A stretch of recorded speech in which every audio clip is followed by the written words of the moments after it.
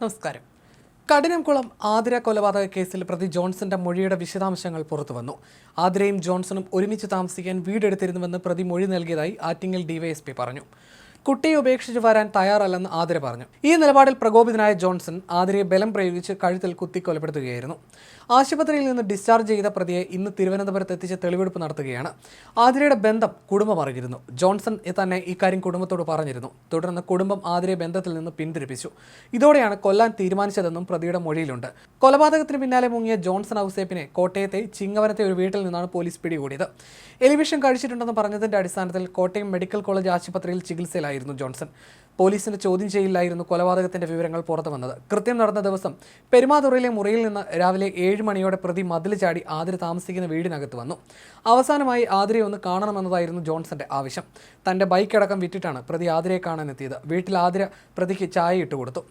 ഈ സമയം ജോൺസൺ കയ്യിൽ കരുതിയ കത്തി മുറിക്കുള്ളിലെ കിടക്കയുടെ അടിയിൽ സൂക്ഷിച്ചു. കുട്ടിയെ സ്കൂളിൽ വിട്ട ശേഷം ഭർത്താവിന് ഭക്ഷണം കൊടുത്ത് ആതിര മടങ്ങി റൂമിലെത്തിയപ്പോഴായിരുന്നു കൊലപാതകം നടത്തിയത്. ആതിരയെ കുത്താനുള്ള കത്തി ചിറയിൻ കീഴിൽ നിന്നുമാണ് താൻ വാങ്ങിയതെന്ന് ജോൺസൺ മൊഴി നൽകിയിരുന്നു.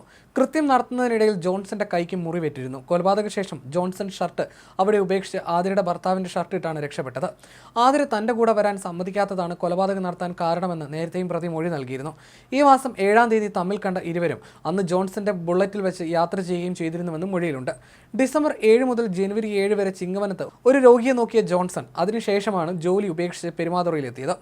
കൊലപാതക ശേഷം ആതിരയുടെ സ്കൂട്ടറിൽ തന്നെയാണ് ഇയാൾ രക്ഷപ്പെട്ടത്. ആതിരെ കഴുത്തറത്ത് കൊലപ്പെടുത്തിയത് കിടപ്പുമുറിയിൽ വെച്ചായിരുന്നുവെന്നും ജോൺസൺ നേരത്തെ തന്നെ മൊഴി നൽകിയിരുന്നു. കഠിനംകുളത്ത് നിന്നുള്ള അന്വേഷണ സംഘത്തിനായിരുന്നു ഇയാൾ മൊഴി നൽകിയത്. ക്ഷേത്രപൂജാരിയായ ആതിരയുടെ ഭർത്താവ് വീട്ടിലില്ലെന്ന് ഉറപ്പുവരുത്തിയ ശേഷമാണ് ജോൺസൺ വീടിനുള്ളിൽ പ്രവേശിച്ചത്. തുടർന്ന് ആതിരയോട് ചായ ഇട്ട് തരാൻ ആവശ്യപ്പെടുകയായിരുന്നു.